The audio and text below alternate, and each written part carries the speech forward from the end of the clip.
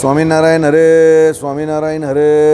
તારીખ આજે 25 ઓગસ્ટ 2026 રોજના અનુક્રમમાં આપણે આ શ્રી રામાનુજાચાર્યકૃત વ્યાસસૂત્રનું શ્રી ભાષ્ય જે છે તે જોઈ રહ્યા છે. લગભગ આપણે આ શનિવારે ચાલવું હતું શ્રી ભાષ્ય, પછી રવિવારે આપણે ગીતા ભાષ્ય ચાલવું અને ગઈકાલે આપણે વચનામૃત ચાલવું હતું. હવે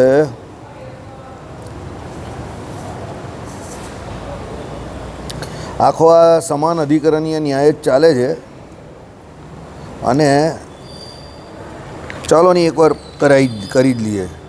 તમે કહેશો કે ખંડ એટલે બળદ છે, ખંડ ધોળો છે, એમ જાતિવાચક અને ગુણવાચક પદોનું દ્રવ્યવાચક પદની સાથે સમાન અધિકરણીય થતું જોવામાં આવે છે. ઓકે, અમુક બળદનું વિશેષ્ય નામ ખંડ એટલે પેલો ખંડવાળો બળદ, એટલે બળદની ઓળખાણ માટે એનું અમુક વિશેષણવાળું હોય કે ભાઈ આટલા બધા બળદ છે, એમાં પેલો ખંડવાળો બળદ તે, તો એ એની ઓળખાણ થઈ. થોડા આગળ આવો, કારણ કે પાછળથી અવાજ બહુ આવશે એટલે ખંડ બળદ છે, ખંડ ધોળો છે, એમ જાતિવાચક અને ગુણવાચક. ગુણવાચકમાં શું કહ્યું? બળદ એ જાતિવાચક પદ, ધોળો એ ગુણવાચક પદ, બરાબર. એટલે એ ખંડવાળો બળદ જે કહ્યો પહેલાં, તે બળદ જે છે તે જાતિવાચક પદ છે કે ભાઈ બીજા ઘણા બધા પ્રાણીઓ હોય એને વચ્ચે એમ કહે કે બળદને પસંદ કરવાનો છે, તો એ બળદ એની જાતિ થઈ. અને એમાં પાછો અલગ એ ભાઈ બળદ પાછો કયો તો સફેદ જ એમ, એટલે એ એના ગુણની વાત કરીએ એટલે એ ગુણવાચક છે. એ પદોનું દ્રવ્યવાચક પદની જોડે સમાન અધિકરણીય થતું જોવામાં આવે છે. દ્રવ્યવાચક શબ્દ કયો છે? ખંડ, બરાબર. ખંડ એ દ્રવ્યવાચક પદ છે, બરાબર. એટલે જો બળદ હોવું એ એને બીજી જાતિના એવા પ્રાણીઓથી જુદું પાડે છે કે ભાઈ એની જોડે ભેંસ હોય કે એની જોડે એમ કહી કે બકરી હોય કે બીજા જે કોઈ પ્રાણી હોય એવા પશુ જે દૂધાળા તમે કહેવું તે, તો બળદ હોવું એ એને પેલા બીજા પ્રાણીઓથી જુદું પાડવું એ વાત છે. સાંભળો. પછી સફેદ બળદ હોવું તે એને બળદોમાં પાછો સફેદ રંગનો બળદ એમ, એટલે બળદોની વચ્ચે પાછો સફેદ રંગનો એટલે ગુણવાળું, તે એના ગુણનું પ્રતિપાદન કરે છે. અને દ્રવ્ય એટલે પાછો ખંડવાળો કે ભાઈ કદાચ કોઈ સફેદ પણ હોઈ શકે, બળદ પણ હોઈ શકે, તો એની ઓળખાણ કઈ ત્રીજી સૌથી મોટામાં મોટી આપી, ખંડવાળો બળદ. હા, એટલે ખંડાયેલો આપણે એને કહીએ ને ખંડિત આપણે કહીએ ને.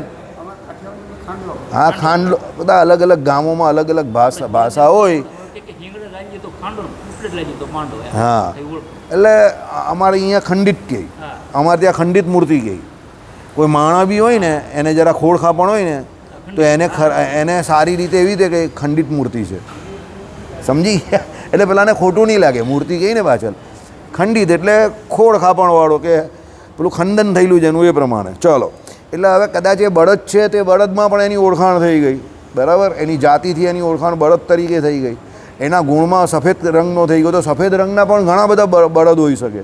તો એક એને દ્રવ્ય એવું આપે કે જે દ્રવ્ય દ્વારા એની એક જ ઓળખાણ કે એ જ એમ, તે કયો તો ખંડવાળો એટલે ખંડિત એમ. ચલો, એટલે ખંડિત પદની જોડે એનું સમાન અધિકરણીય થતું જોવામાં આવે છે. કહેવાનો મતલબ સમજો, એ ખંડિત બળદ જે છે એની જોડે પેલા ધોળા રંગનો અને બળદ એની જાતિનું સમાન અધિકરણીય થતું આવે છે. એટલે એ ખંડિત બળદ જે છે એ મુખ્ય છે એની ઓળખાણમાં. પેલા બે જે છે તે તો કોમન છે, એ તો ઘણા બધાને હોઈ શકે, કારણ કે બળદ પણ ઘણા બધા હોઈ શકે અને સફેદ રંગના બળદ પણ ઘણા બધા હોઈ શકે, બરાબર. પણ પેલું દ્રવ્ય જે છે કયું ખંડિત, એ એની વિશેષ તો ઓળખાણ છે અને એ એનો આધાર છે. કેમ એનો આધાર છે? કે પેલા બે પદ જે રહેલા છે તે પેલા ખંડિતને આશરે રહેલા છે, કારણ કે ખંડિત બધા નથી હોતા. સમજો, દાખલા તરીકે પરબ્રહ્મ ભગવાન, તો એ ભગવાનને આધારે બધા વિશેષણો રહેલા છે. એવી રીતે અહીંયા દ્રવ્ય જે છે તે કયું એ ખંડિત જે છે એ પદની સાથે એનું સમાન અધિકરણીય થતું જોવામાં આવે છે. પણ જ્યારે દ્રવ્યો બીજા દ્રવ્યના પ્રકાર બને છે ત્યારે તો મનવર્થીય વાળો પ્રત્યય દીઠો છે, જેમ કે દંડવાળો, કુંડળવાળો, પણ આ શંકા બરાબર નથી, બરાબર. હવે ચાલો સાંભળો. એક દ્રવ્ય બીજા દ્રવ્યનો પ્રકાર બને છે. હવે એક દ્રવ્ય હોય તો બીજા દ્રવ્યનો પ્રકાર બને. કેવી રીતે? દંડ એ મનુષ્યનો પ્રકાર. દાખલા તરીકે કોઈ મનુષ્ય હાથમાં દંડ ધારેલો હોય તો મનુષ્ય પોતે જ દ્રવ્ય છે, તો એની જોડે એમ કહે કે દંડ નામનું બીજું દ્રવ્ય જોડાઈ ગયું, કે મનુષ્ય તો ખરો પણ કેવો? દંડવાળો. પછી સાંભળો, ત્યાં વાળો પ્રત્યયથી સંબંધ બતાવાય છે. સમાન અધિકરણીય વડે નહીં. એટલે એ વાળો જે છે તેનો સંબંધ બતાવે છે કે ભાઈ લાઠીવાળો જે છે તેનો સંબંધ છે. બીજી એક વાત હું તમને કહીશ, દંડ માણસ એમ આપણે નથી કહેતા, પણ દંડવાળો માણસ એમ કહીએ છીએ.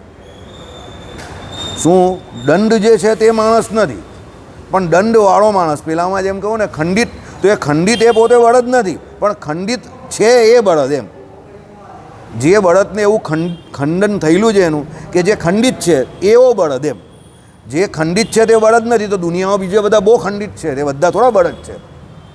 સમજ પડે છે? એમ અહીંયા બીજી વાત. હવે આ દંડ જે છે કે પછી અહીંયા બીજું કુંડળવાળો, ચાલો એ પણ સાંભળી લઉં. ઓકે, કુંડળવાળાનો અર્થ પણ આમાં એને નીચે કરી જ દીધો છે. ઓકે ચલો, વગેરે. માટે કહેવાનું કે ચિત્ત અચિત વાચક શબ્દોનું પરમાત્મા છેવટનું દ્રવ્યવાચક શબ્દો જોડે સમાન અધિકરણીય થવું ન ઘટે વાળું પ્રત્યય લાગવો જોઈએ.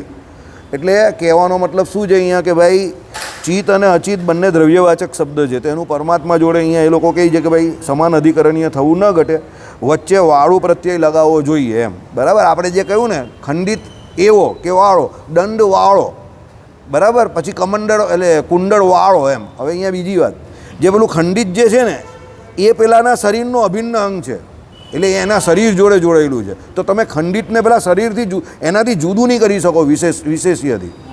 પણ અહીંયા દંડ અને કુંડળ જે છે તે જુદા છે એનાથી. દંડ પેલો નાખી દે તો દંડ વગરનો થઈ ગયો. કુંડળ ઘરે જઈને કંઈ પહેરીને થોડો સૂઈ જવાનો છે, એ તો કાઢીને સૂઈ જાય ને. એટલે આટલો અહીંયા ફેર જાણો, સમજો. પેલું ખંડિત જે વિશેષણ લાગ્યું તે તો એને બિચારાને ખંડન થયું, પછી એ સારું થવાનું નથી, એટલે એ એના શરીર જોડે જોડાયેલું છે. પણ આ દંડ જે છે કે કુંડળ જે છે તે એના શરીરનો ભાગ નથી, એ એની વિશિષ્ટ ઓળખાણ છે. દાખલા તરીકે આપણે કહીએ ને, ઘણા લોકો કેપ પહેરીને ફરતા હોય, તો પેલો ટોપીવાળો. હવે ટોપી કે એના શરીરનો ભાગ થોડો છે, એ તો ઘરે જઈને ટોપી કાઢે પણ છે. પણ આપણે અહીંયા એની વિશિષ્ટ ઓળખાણ શું કરીએ? પેલો ટોપીવાળો. એમ એવું કે દંડવાળો, કુંડળવાળો. એમ ચાલો હવે સાંભળો. એ શંકા એટલે કુંડળવાળો, પણ આ શંકા બરાબર નથી. જાતિ અગર ગુણ અગર દ્રવ્ય એમાંથી એકે ઉપર સમાન અધિકરણીયનો આધાર નથી. તમે એ જાતિ કહો કે ગુણ, એટલે જાતિ અગર ગુણ અગર દ્રવ્ય સમાન અધિકરણનો આધાર એ ત્રણેમાંથી કોઈનો નથી. કારણ કે તેઓનો અન્યોન્ય વ્યભિચાર છે, અર્થાત તેઓમાંના ગમે તે વગર પણ સમાન અધિકરણીય થાય છે. દ્રવ્યવાચક પદની જોડે ક્વચિત જાતિવાચકનું, ક્વચિત ગુણવાચકનું અને ક્વચિત દ્રવ્યવાચકનું સમાન અધિકરણીય જોવામાં આવે છે. એમાંના અમુક વિના ન જ ચાલે એવો નિયમ નથી. સાચી વાત છે ને?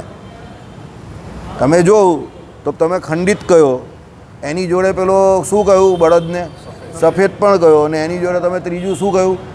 બળદ કહ્યો. હવે તમે સમજો, આમાં જે એમ કહ્યું દ્રવ્યવાચક પદની જોડે જાતિવાચકનું અને ક્વચિત ગુણવાચકનું, કોઈ જગ્યા પર એનું, હવે એ ખંડિત જે છે સમજો એ એનું મુખ્ય દ્રવ્ય થયું, બરાબર. તો એમાં કદાચ એવું પણ બની શકે તમે ખંડિત બળદ કહેવું, તો પછી એમાં પેલું એક વિશેષણ કહ્યું ધોળો હોય પણ ને ન પણ હોય, તો શું ફેર પડે? સમાન અધિકરણીય તો થયું જ ને એનું. તમારે એની ઓળખાણ તો થઈ જ ગઈ ને. એ ધોળો છે કે નહીં એ બીજી વાત છે. હવે કદાચ એ ખંડિત છે ને ધોળો છે, સમજો, અને એનામાં એ બળદ નથી, સમજો, કદાચ તો કંઈ બીજું પ્રાણી છે, તો એ બીજી રીતે એની ઓળખાણ થશે. પણ એની ઓળખાણ તો વિશેષણથી થાય છે ને. એટલે એવો કોઈ નિયમ નથી કે આની જોડે હોવું જ જોઈએ. કોઈ એક ન હોય તો પણ ચાલે. એમ સમજ પડે જ કે નહીં પડતી? સાંભળો.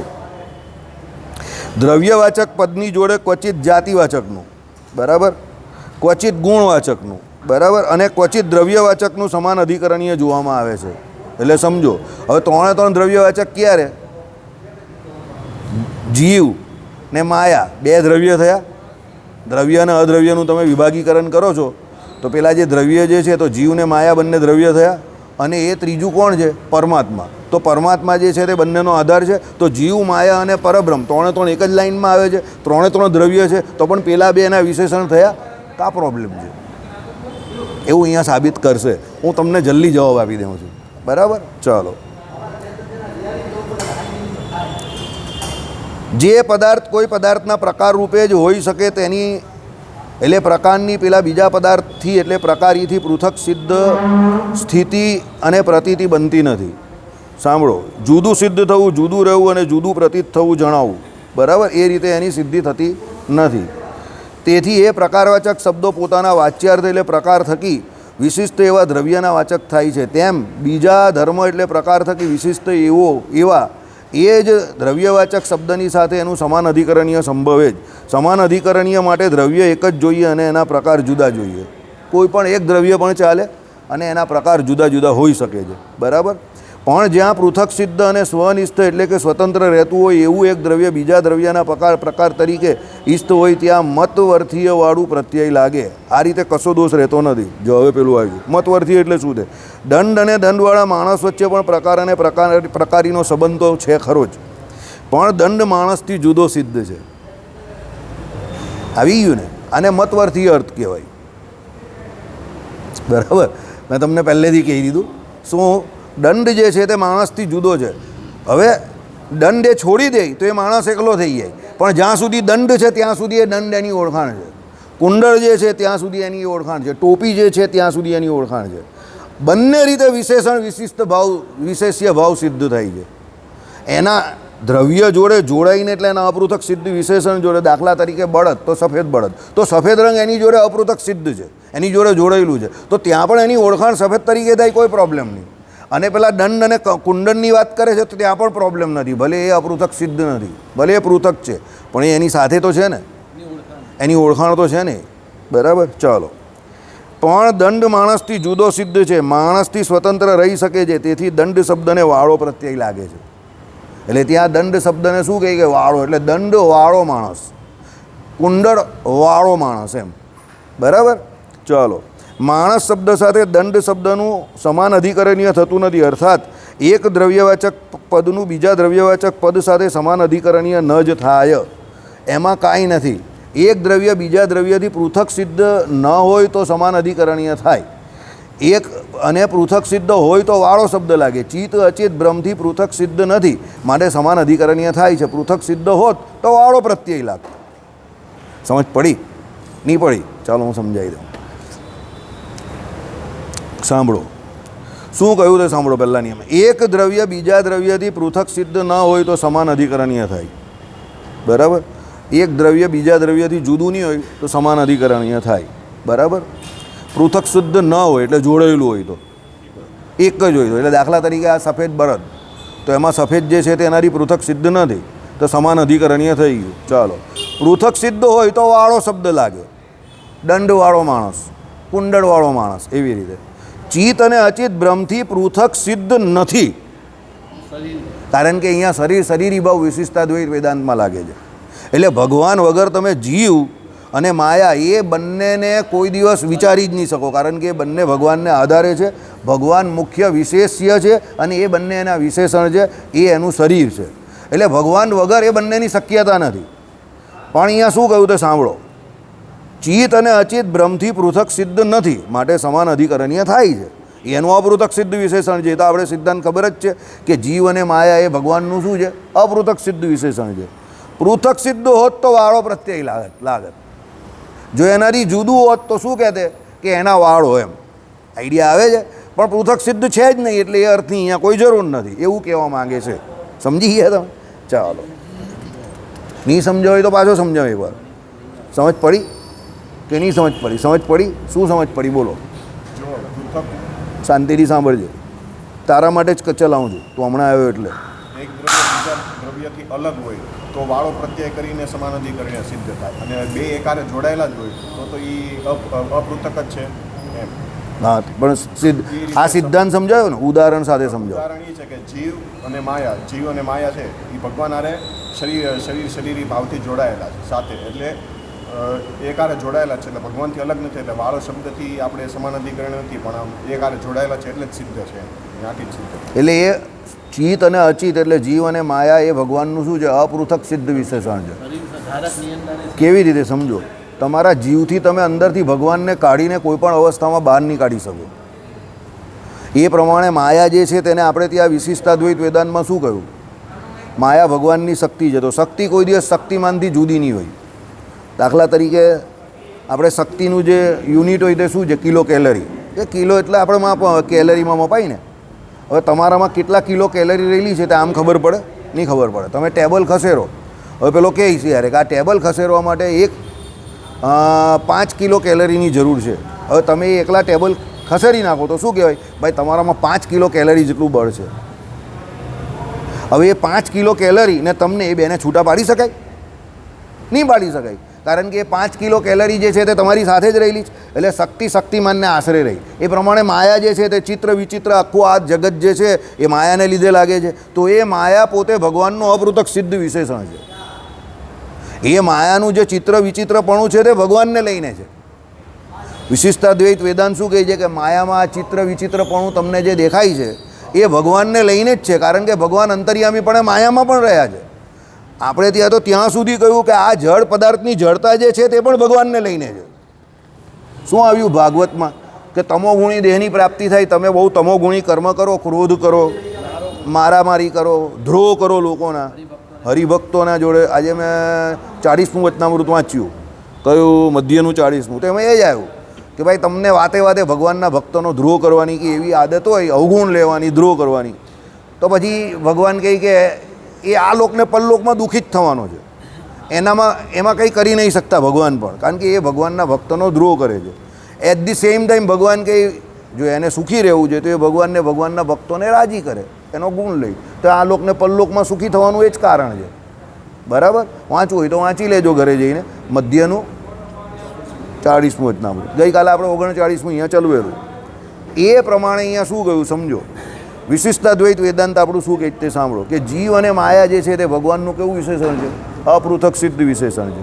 હવે તમે જીવ અને માયા જે છે તે અપૃથક સિદ્ધ કેમ? કારણ કે શરીરી ભાવ જે છે તે વિશિષ્ટાદ્વૈત વેદાંતની મુખ્ય એનું એસેન્સ છે, એનું હાર્ટ છે મેઇન.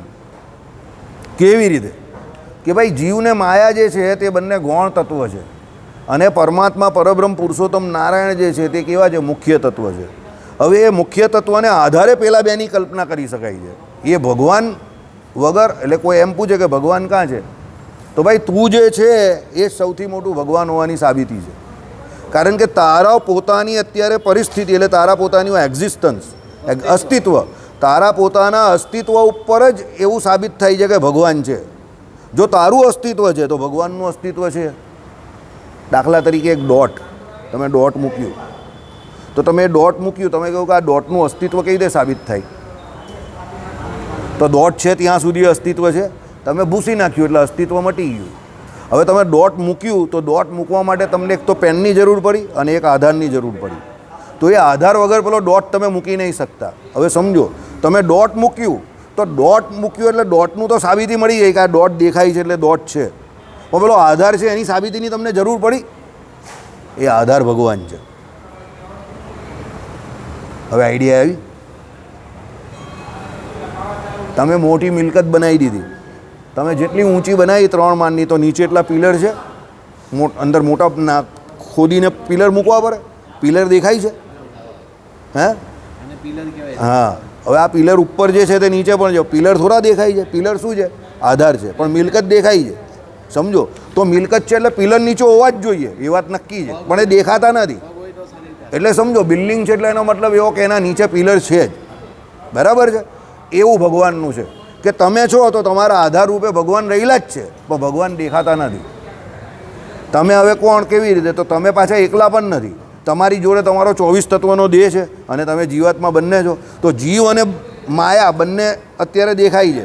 બરાબર છે? જીવ તો અંદર દેખાતો નથી, પણ તમને એ ખબર છે કે જીવ છે જ અંદર. કેવી રીતે? દાખલા તરીકે કોઈ માણસ નીકળી જાય છે તો એના 24 તત્વોનું શરીર તો આખું પડેલું જ હોય છે, તો એ ત્યારે કંઈ કરી નહીં શકતો. તો એ કરી શકતો તો કોના દ્વારા? અંદર રહેલા જીવ દ્વારા. તો જીવને માયા બંનેની હાજરી સાબિત થઈ ગઈ કે બંનેનું અસ્તિત્વ છે. હવે એ બંનેનું અસ્તિત્વ સાબિત થયું તો તમારે સાબિત શું કરવાનું છે?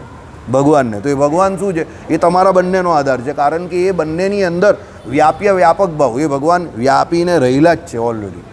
અને એ ભગવાને નક્કી કરે છે કે આ જીવને, આ શરીરને વિશે કેટલો સમય રહેવાનો છે. 80 વર્ષ, 100 વર્ષ, 90 વર્ષ, એ તમે નક્કી નહીં કરી શકતા. બાકી દુનિયામાં હિરણ્યાક્ષ હતો, હિરણ્યકશુપી હતો, રાવણ હતો, આ બધા અમરપદાનું જ વરદાન માંગવા આવેલા ને, બધાને અમર જ થવું હતું. જો અસુરોનું પહેલું લક્ષણ છે, પહેલું એ લોકોને બધાને અમર થવું છે. અસુરોને બધાને અમર થવું છે. અને બીજું, રસ્તે ચાલતા જોડે એ લોકો યુદ્ધ જ માંગતા હોય પેલો હિરણ્યાક્ષ ગદા લઈને નહીં ફરતો હતો, સામે નારદજી આવ્યો, મારે તમારી જોડે યુદ્ધ કરવું છે, એટલે એ લોકો કાયમ બધા પાસે યુદ્ધ જ માંગતા હોય. એટલે દરેક બાબતમાં જે માણસ યુદ્ધ માંગતો હોય, લડવા જ તૈયાર હોય, રસ્તે ઘણા લોકો નહીં હોતા તો મારામારી કરવા માટે જ તૈયાર હોય. તમે આમ જરા અડે એટલે બી મારામારી ગાળાગાળી ચાલુ કરી નાખે. તે બધા પેલો હિરણ્યાક્ષના વંશજો છે બધા, એટલે એ લોકોને જવા દેવાના. કારણ કે એ લોકો માટે ભગવાને સ્પેશિયલ એક પોતાનું કામ રાખેલું, તે ભગવાન આવશે, આપણે નારદજીની જેમ ગલી કાઢી નાખવાની. નારદજીએ કેવી ગલી કાઢી નાખેલી? હિરણ્યાક્ષને કહ્યું, જો ભાઈ હું તો સાદું માણસ છું, હું તારી જોડે કાંઈ યુદ્ધ કરવાનું, હા પણ તારી આ જે ખુજલી જે છે ને એ તારે મટાવવી હોય તો તું એક કામ કર, આ પૃથ્વીને રસાતળમાં લઈ જા. તે કે એનાથી શું થશે? તો આ પૃથ્વીનો માલિક જે છે તે તારી પાસે આવશે. તો માલિક કોણ છે? તે કે આવશે એટલે ખબર પડી જાય તને. એટલે એની ખુજલી મટાવી દીધી નારદજીએ. બરાબર? એટલે કહેવાનો મતલબ શું છે કે એવું નથી કે ભગવાન નથી દેખાતા એટલે જીવને માયાના આધાર નથી. આઈડિયા આવે છે? એવું નહીં હોતું કે ભાઈ કોઈ માણસ બહુ બોલતો હોય કે આમ કરી નાખે ને પેલું કરી નાખે ને ફલાણું કરી નાખે ને ધીમકું કરી નાખે ને, અને કોઈ ન બોલતો હોય. બધાના સ્વભાવ અલગ અલગ હોય. તો પેલો નથી બોલતો એને નથી આવડતું કે નહીં ખબર કે એ હાવ પેલો માઈક આંગલો છે, એનો મતલબ એવો નથી. પણ એ કહે કે કામ મગજમારી કરવાની યાર, શાંતિનું જીવન છે તો જીવની ભાઈ. દાળ ભાત શાક રોટલી ખાઈએ છીએ અને ભગવાનનું ભજન થાય છે તો શાંતિથી જીવની. અને પેલાને એવું હોય કે વારે વારે પેલું ઊંગલી કરવાની આદત હોય, બરાબર ઊંગલી ભગત હોય ને અમુક, તે ઊંગલી કર્યા કરે. એટલે બધાના પોતપોતાના સ્વભાવ હોય એમ એ રીતે. પણ કહેવાનો મતલબ શું છે? તમારો જે સ્વભાવ છે તે, તમે સારા છો, ખરાબ છો, સારા અમુક ગુણ સારા છે, અમુક ગુણ એવું તો કોઈ છે નહીં કે કોઈ વ્યક્તિમાં બધા જ ખરાબ ગુણ હોય.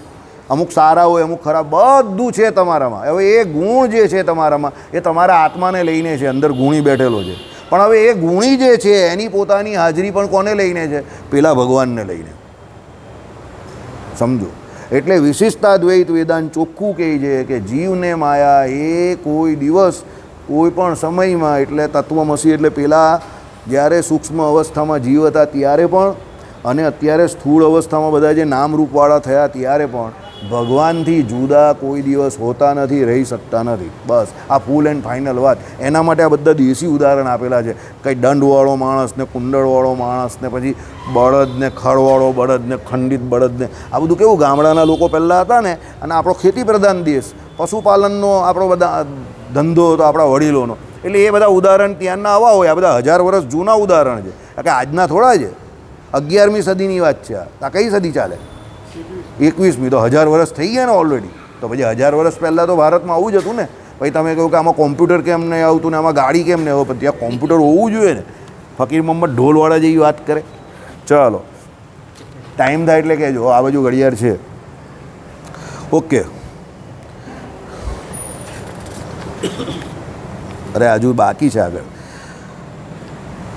પણ જ્યાં પૃથક સિદ્ધ અને સ્વનિષ્ઠ એટલે કે સ્વતંત્ર રહેતું એવું એક દ્રવ્ય બીજા દ્રવ્યના પ્રકાર તરીકે ઈષ્ટ હોય ત્યાં મતવર્થીયવાળો પ્રત્યય લાગે. એ પેલો આ તમને કહ્યું તે મતવર્થીય એટલે આ દંડવાળો માણસ, આ પછી કુંડળવાળો માણસ, એ મતવર્થીય અર્થ કહેવાય. કેમ કે દંડ અને કુંડળ જે છે તે એના શરીરનો ભાગ નથી, એનાથી છૂટા છે. એટલે એક દ્રવ્ય બીજા દ્રવ્યને આશરે રહેલું છે. એક દ્રવ્ય કયું? દંડ. બીજું દ્રવ્ય કયું? પેલામાં કુંડળ. તો પેલો કયા દ્રવ્યને આશરે રહેવું? પેલા માણસને. આઈડિયા આવી ગયો? હવે એ જ્યારે એવી રીતે રહ્યું હોય ત્યારે એનું અપૃથક સિદ્ધ વિશેષણ નથી, પૃથક સિદ્ધ વિશેષણ છે. પણ છે ખરું, કારણ કે દંડવાળા બધા આપણે નથી કહેતા મંદિરમાં પેલો ટોપીવાળો ભગત, પેલો પાઘડીવાળો. તો પાઘડી બધા નહીં પહેરતા. પાઘડી એના શરીરનો કંઈ હેલ્મેટ ને પાઘડી કંઈ જોડેલી વસ્તુ નથી, એ જુદી વસ્તુ છે. પણ એ મતવર્થીય અર્થ કહેવાય. બરાબર? એ એની વિશિષ્ટ ઓળખાણ તો છે જ. એના વગર તમે બોલો તો ચાલે નહીં. કારણ કે ઘણા લોકોની એવી રીતે જ ઓળખાણ હોય કે પેલો મંદિરમાં આવે પછી પેલો 2-4 વાત કે પછી કે પેલો કાયમ હેલ્મેટ પહેરીને મંદિરની અંદર ફર્યા કરે જ તે, એટલે તરત ઓળખી જાય કે પેલો હેલ્મેટ પહેરીને આમ કરીને ફરીને ગાડી લઈ જતો હશે. કારણ કે ઘણાને તો હેલ્મેટ કંટાળો આવે એટલે જેવી ગાડી ઊભી કરે તાજ મૂકી દે. પણ ઘણા એવો હેલ્મેટ પહેરીને પણ ફર્યા કરતા હોય. બરાબર? ચાલો, આ રીતે કશો દોષ રહેતો નથી. પૃથક સિદ્ધ હોય કે અપૃથક સિદ્ધ હોય કોઈ દોષ રહેતો નથી. પણ અહીંયા જીવને માયા તો કહેવાય છે અપૃથક સિદ્ધ જ છે. બરાબર? સાંભળો, આ રીતે અચિત વિશિષ્ટ જીવ પણ પરમાત્માનું શરીર હોય, પરમાત્માનો પ્રકાર છે. શું કહ્યું? આ રીતે અચિત, અચિત એટલે માયા, એટલે વિશિષ્ટ જીવ પણ પરમાત્માનું શરીર હોય, પરમાત્માનો પ્રકાર છે. એટલે કે અમુક જીવનો નિર્દેશ કરતા હું, તું વગેરે શબ્દો વપરાય છે તે પણ પરમાત્માના જ વાચક છે. તમે અમુક જીવનો નિર્દેશ કરો, દાખલા તરીકે અમુક, હવે હું દીપકનો નિર્દેશ કરું તો તું, હવે હું પણ જીવ છું તો હું મારો નિર્દેશ કરું તો હું, એટલે હું તું, હું તું, હું તું, હું તું, તું તું તું તું.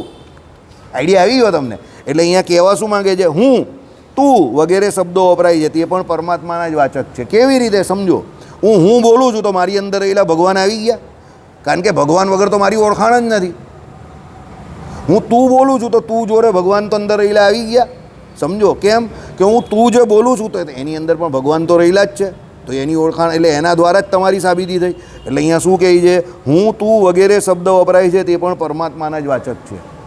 એટલે કહેવાનો મતલબ શું છે કે આખા જગતમાં તમને આ જે કોઈ પણ બધી ભિન્ન ભિન્ન આકૃતિ દેખાય છે, પશુ દેખાય, ગધેડો દેખાય, બળદ દેખાય, બરાબર, કબૂતર દેખાય, હાથી દેખાય, બરાબર, માણસો દેખાય, દેવતાઓ દેખાય, એમ જગતમાં તમને જે આ જુદી જુદી આકૃતિઓ જે કંઈ દેખાય છે તે આકૃતિ પૂરતી મર્યાદિત નથી. સમજ્યા મારી વાત? કે એ આકૃતિ, હવે ભાઈ આ કમલ, તો આટલી આકૃતિ પૂરતી મર્યાદિત વાત નથી. ભાઈ તમારું નામ શું? બિપિનભાઈ. તો આ બિપિનભાઈ, તો એ એટલી મર્યાદિત વાત નથી. તમે જ્યારે એ ભાઈની વાત કરો છો ત્યારે તમે બોલો કે ન બોલો એની અંદર રહેલા ભગવાન આવી ગયા. એટલે હું તમને વારંવાર કહું છું, જો કોઈ કંઈક ખોટું બોલતો હોય, કોઈ કંઈ ખોટું કરતો હોય, સહન કરતાં શીખો, થોડા સહનશીલ બનો. એનું કારણ એવું છે, સમજો, એ જે બોલે છે તે એના અજ્ઞાને કરીને બોલે છે, કે મદે કરીને બોલે છે, માને કરીને બોલે છે, અહંકારે કરીને બોલે, એણે જોવાનું છે. ભેંસના શિંગડા ભેંસને બારી, અમારી બા મને કહેતી હતી. એ જે બોલે છે એને બોલવા દેવાનું. પણ તમારે જો તમારા જીવનું રૂડું કરવું છે તો તમારામાં એવો ભાવ હોવો જોઈએ કે બધામાં ભગવાન રહેલા છે. શ્રીમદ ભાગવતમાં પણ પહેલાંમાં રાત્રિ એ જ આવે છે. ભગવાન શ્રી કૃષ્ણ છેલ્લે ઉદ્ધવજીને શું કહે છે કે ભાગવત ધર્મની વાત બધી સાચી છે, પણ ભાગવત ધર્મ આવે કોનામાં? તો ભાઈ બધાએ છેલ્લે એવું માનવાનું છે કે આ બધામાં ભગવાન રહેલા, હું જ બધામાં રહેલો છું. આ બધી ભિન્ન ભિન્ન આકૃતિઓ જે છે તે બધી મારી જ છે એમ માનીને જે ભગવાન, ભાઈ એમાં જે ભક્તિયોગની વાત કરી તે ભક્તિયોગમાં બધાને સરખા જ માનવાના છે, અને એ બધાને વિશે મારો ભાવ લાવવાનો છે, તે જ ખરો ભક્તિયોગ છે. એટલે થોડુંક જતું કરો. જતું કરો એટલે હું એમ નહીં કહેતો કે નીચે લઈ તમે ખિસ્સા ખાલી કરી નાખો ને બધાને બધું આપતા ભરો. જતું કરો મીન્સ કે થોડી ઘણી બાબત, નાની સરખી બાબતો ને થોડી બહુ મગજ પણ નહીં લેવાની. હવે તમે જ જો નહીં, મહારાષ્ટ્રી કેટલા મોટા વ્યક્તિ છે. હવે કોઈ એમ કહેતો હોય કે હું ચુનૌતી આપું જ, તો ડાયરેક્ટ મહારાષ્ટ્રીને ચુનૌતી આપી દીધી ને. ચુનૌતી તો મહારાષ્ટ્રીને જ આપીને. મહારાષ્ટ્રીએ ચુનૌતી સ્વીકારી પણ કેમ? મહારાષ્ટ્રીને ખબર છે કે એ કયા લેવલના માણસ છે. હવે આવા ચુનૌતી તો બધા બહુ આપે. અમિતાભ બચ્ચન સુપરસ્ટાર હતો ત્યારે બધા નવા નવા આવીને બહુ એને ચુનૌતી આપતા હતા. અત્યારનાને પણ લોકો આપતા જ છે, પણ એનાથી પેલાનું કંઈ સ્ટારડમ નીચે આવી ગયું. ચુનૌતી આપવાની જરૂર કોને પડે? જેને કંઈ સાબિત કરવાનું જોઈએ. પણ જે ઓલરેડી સાબિત કરીને ઉપર જ બેઠેલો જ, એને ચુનૌતી આપવાની કાં જરૂર છે? એને ચુનૌતી લેવાની પણ જરૂર નથી.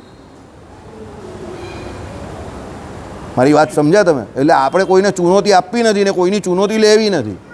આપણે જ્યાં છે ત્યાં બરાબર જ છે. બરાબર, ભજન થાય છે, શાંતિથી જીવાય છે, કીર્તન થાય છે. રાત્રે આપણે ભજન બી થયું ને મસ્ત મસ્ત, બરાબર, અને એકદમ ખતરનાક આઈસ્ક્રીમ ખાધું, બરાબર, વેલણથી તૂટે એવું આઈસ્ક્રીમ જિંદગીમાં પહેલી ફેરી ખાધું કે જેને તોડવા માટે વેલણ લઈ આવવું પડ્યું. આઈસ્ક્રીમને તોડવા વેલણ લઈ આવ્યા. એટલું મજબૂત ને ટીકાઉ ના, જામી ગયું આખું આઈસ્ક્રીમ. પેલું કોપરો આવે ને આપણું લીલું નાળિયેર, એ દૂધમાં નાખીને એનું આઈસ્ક્રીમ બનાવ્યો. તો એને તોડ્યું આમ વેલણથી, આમ ધમ ધમ ધમ 11 વાગ્યા સુધી તોડ્યા જ કર્યું ને પછી બધાને આમ ટુકડા ને ટુકડા જ આવ્યા આઈસ્ક્રીમના. બરાબર, પણ મજા આવી લોકોને એમાં પણ. એટલે કહેવાનો મતલબ શું છે કે ભાઈ એવું આઈસ્ક્રીમ ટેસ્ટ બહુ 58 અને બનેલું હોય બહુ મસ્ત. બરાબર, કોઈની પણ સોપારી લેવી હોય તમારે તો એ આઈસ્ક્રીમ પર બેસાડી દેવાનો એને. અડધો કલાક બેસે એટલે પેલો બિચારો, બરાબર, પણ હવે એનું કામે થઈ ગયું, મજા આવી ને. આપણે તો આનંદ કર્યો ને, ભજન થયું, આનંદ થયું. તો ભાઈ આપણે બધી માથાકૂટ થોડી કરવાની છે. આ લોકમાં આવ્યા તો ભજન કરીને નીકળી જવાનું છે. બરાબર, એટલે અહીંયા શું કહે છે કે ભાઈ પરમાત્માના જ વાચક છે, માટે તત્વમસી એમ સમાન અધિકરણીય કરીને વિષયનો ઉપસંહાર કરેલો છે. એટલે તત્વમસીમાં સમાન અધિકરણ સિદ્ધ થાય જ છે. તે તું જ છે, તે તું જ છે એટલે શું છે? જે સૂક્ષ્મ અવસ્થામાં તું જે માયાના ગર્ભમાં હતો અને તારે વિશે જે ભગવાન રહેલા હતા એ જ અત્યારે ભગવાન જે છે તે સ્થૂળ અવસ્થામાં તું છે, તારે વિશે રહેલા જ છે, એટલે એ તારો આધાર છે જ. બરાબર? એટલે તે તું જ છે. તત્વમ, તત અને ત્વમ એ બંને કોને કહ્યા છે? પેલા ભગવાનને જ કહ્યા છે. જીવને કે માયાને કે ત્રીજા કોઈ વ્યક્તિને કે એવું નહીં કે ભાઈ ઉપર જે તત છે તે એમ કહે કે બ્રહ્મ પેલું નિરાકાર નિર્વિશેષ બ્રહ્મ છે, અહીંયા ત્વમ છે તે જીવ છે, એવું કંઈ નથી અદ્વૈતની જેમ. તત્વમસીમાં તત અને ત્વમ બંને કોણ છે? ભગવાનની જ વાત છે. એટલે તત્વમસી સિદ્ધ થઈ ગયું. બરાબર? ચાલો, સમય થઈ ગયો જીગરભાઈ. શ્રીપતિમ શ્રીધરમ સર્વદેવેશ્વરમ ભક્તિધર્માત્મજમ વાસુદેવમ હરે માધવમ કેશવમ કામદમ કારણમ શ્રી સ્વામિનારાયણમ નીલકંઠમ ભજે.